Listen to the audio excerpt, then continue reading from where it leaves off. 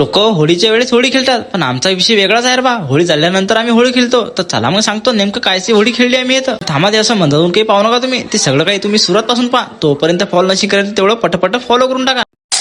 तर काय म्हणता मग पोट्टे कशा सर्वांना मनापासून जय भीम जय महाराष्ट्र. तर झाला विषय असा की आज आपल्या दादाची आणि वहिनीची अॅनिव्हर्सरी होती रे बा, आणि त्याच कारणामुळे सगळ्याला कामं वाटू दिलं होते रे बा. आता आम्ही ना अचानक भयानक मध्ये प्लॅन केला, दादाला आणि वहिनीला पुरा धप्पा देऊन टाकू म्हणा. आपल्या जवळच्या इकडे तर पार्टीचं काम होतं बा, त्याच्या इकडून आपली बिर्याणीची पार्टी आणि आपल्या इकडे केक आणि डेकोरेशनचं काही सामान. पहिले तर आपण केकची ऑर्डर देऊन दिली आणि सरकती डायरेक्ट थंड प्यायला आलो. आणि हा असा काही आपला केक आहे रे बा. आपलं जे काम होतं ते आपण काम केलं रे बा, आणि आता राहिलं तर आपलं जवळचं काम रे बा. सगळ्याला एक एक काम देऊन दिलं रे बा. कोणी डेकोरेशन करा, कोणी लसण काढा, कोणी तांदूळ धुवा. इकडे भगवनेच चालाय भाऊ बिर्याणीची तयारी करणार बा. आता म्हटलं ती बिर्याणी शिजेपर्यंत तदलोक आपण एक काम करा, केक गिफ्ट कट करून टाकू, कारण की जेवायला उशीर नाही झाला पाहिजे. आणि आपल्या जवळ एवढा हटके डेकोरेशन करून टाकलं यायचं की काय सांगू तुम्हाला, की डबल लग्न लावणार बा यायचं. दादा आणि वहिनी डायरेक्ट शॉक झाली की नेमकं झालं काय हे, अचानक भयानक मध्ये हमला करून टाकलाय ना. चला मग फायनली कापणार पाहिजे केक. जसा केक कापणं होत नाही तसे याची जा धिंगामास्या चालू झाल्या की नाही बा. कलर लावा, पाणी टाक, काय कर, बेकारच काम होतो याचं चालू रे बा. कलर असे लावले की याची चेहरी वैकून आली की हा कोण आहे तो कोण आहे रे बा. आता तुम्ही तर पाहून घेऊ शकता. होळी खेळून आज एवढी मजा आली की काय सांगू तुम्हाला. पण ही एक गोष्ट आहे, फॅमिली सगळी सोबत असल्यावर की मजा जास्त येते. आपण होळी खेळेपर्यंत इकडे बिर्याणी शिजली होती रे बा, आणि लहान लहान लेकराच्या पंक्ता बसून देईल त्या. तर चला पोट्टे मग आजच्यासाठी एवढंच. भेटू तुम्हाला अशाच पुढच्या ब्लॉग मध्ये. तर घ्या तुमच्या भावाले फॉलो करून. सर्वांना मनापासून जय भीम.